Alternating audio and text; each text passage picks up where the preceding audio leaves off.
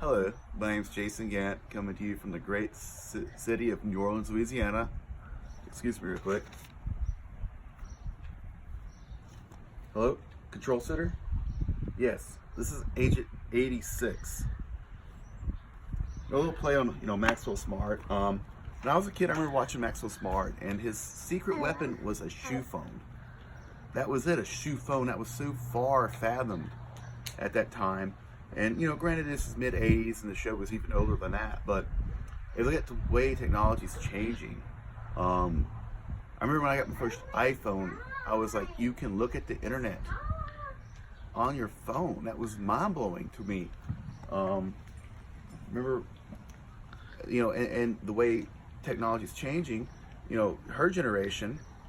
Come here, Margaret. They've got access to information rapidly. Um, we'll go get you some shoes. Sorry, but like for instance, when I was like 5, I swallowed a watermelon seed while eating watermelon. My cousin Roger told me that a watermelon was going to grow out of my mouth, and I was really scared about that. Like legitimately concerned. Whereas younger generations now, they'll just Google it and hey, that's not true. If you look at the way we're communicating, apps, WhatsApp, GroupMe. My work has a GroupMe. I try to stay out as much as I can because I don't like to work. But like, for instance, like the local Pokemon Go trainers, we have a GroupMe, and we organize raids and other things. Community days, and this is the level of organization was unheard of. Maybe 10 years ago to what we have now. Also, with that comes risk.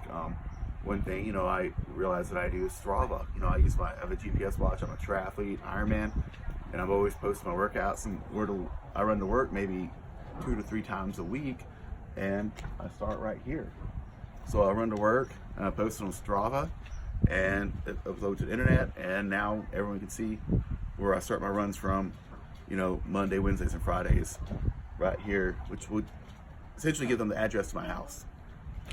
Strava, there's buffer zones, so that I really didn't think about it until I listened to a podcast recently where they talked about it. And that's another thing, podcasts. 10 years ago, podcasts didn't exist, or maybe they did and I didn't know about it.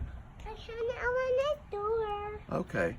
But at any rate, I guess in conclusion, there's pluses and minuses of social media. For instance, you can look at your Facebook and you can go to followers and see who's following you but not friends with you. And you'll see people that you don't know, or at least I don't. And when most people do, they don't. Anyhow, it was a pleasure, talking to you all. Hope you all find some of this interesting, if not, maybe meaningful. Take care and have a good day. Aloha.